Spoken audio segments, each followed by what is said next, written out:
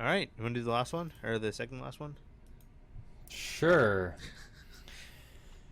So Amazon has a new lineup of tablets, and the first price, the baseline model, has a price of $50. $50 for a an 8-inch tablet, I believe. Yep, an 8-inch tablet. Um, the specs aren't too good, but a 7-inch tablet. Sorry, 7-inch tablet. $50 for yeah, words. Sorry guys, I words. Essentially, it's not going to be a great powerhouse. It's going to be rocking a 1.3 gigahertz quad core SoC, 8 gigabytes of internal storage, and 1 gigabyte of RAM. But for, the grandparents out there, for those that like to give tablets to their kids, something like this would make a whole lot of sense, especially if it's fairly robust. Yeah. Because one, you can put books on it, which, are good for everyone. But for media consumption, the resolution isn't all that great, but little kids aren't gonna care, and grandparents are probably gonna say that it still looks better than their old Electron-based TV. Yeah. So Yeah. I think it's a good compromise. I enjoy the fact that they're moving towards a more budget-friendly option, since most of their others have been a little bit more on the expensive side. But it'll be interesting to see how this takes off, to see if Amazon can pull back their device market share that the Fire Phone kind of threw out. I think the whole technology market is starting to move towards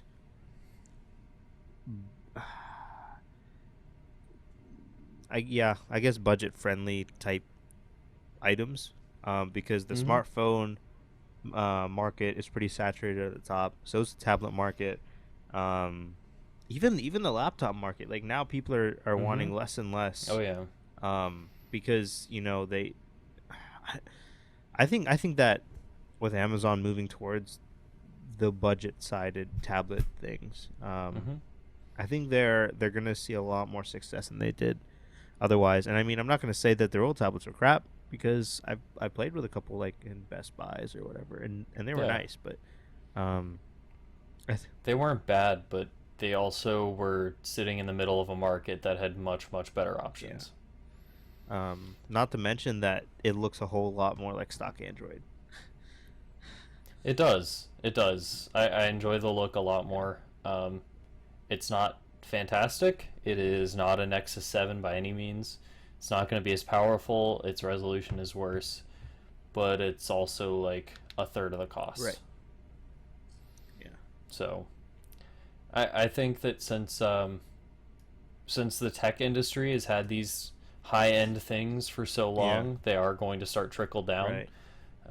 Um, Similar to our next topic, which you'll hear about in a little bit, you have to kind of push the top end so that your yields can be stronger, that you can gain more efficient um, processes to make these different Mm. components, um, so that you can make them at a more budget friendly price range. Because something like this 5 or 6 years ago would probably be like a top end tablet. Right. Right. But now that we have like the Nexus 9 with a 2560 by 1600 display or something along those A lines, lot of pixels. Yeah. it's a lot of Yeah. pixels. Now that you have those types of displays with like the Snapdragon 810 processors, now that we have the super high end stuff that can pretty much run whatever they want, as shown by Sony's new 4K screen, um, it's good to see that some of the cheaper stuff 8K. is coming around. 8K screen.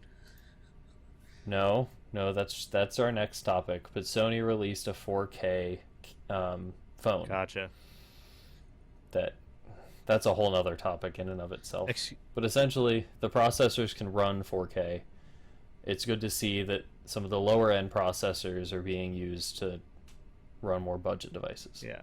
Excuse me while I give myself a heart attack, because oh my god, I am unable to hear anything. There is something going on with this XLR interface. I'm having My ears blown out of my head right now. What the heck? And we're back. I'm settled. Okay.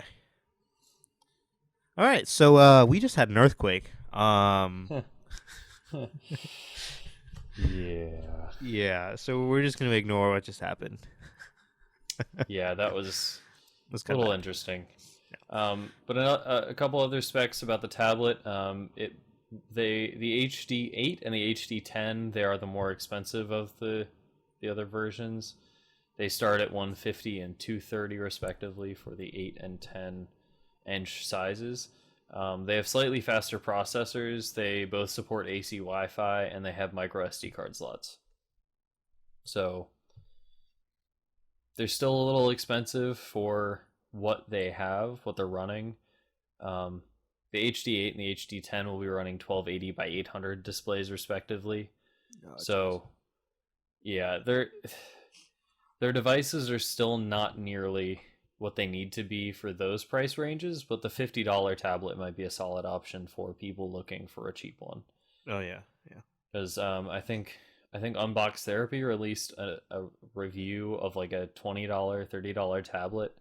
He was like, "Yeah, this is just awful. Yeah, like nothing not works." worth it. But this might be something that is worth it for that much. That could be a good option for people. Yeah.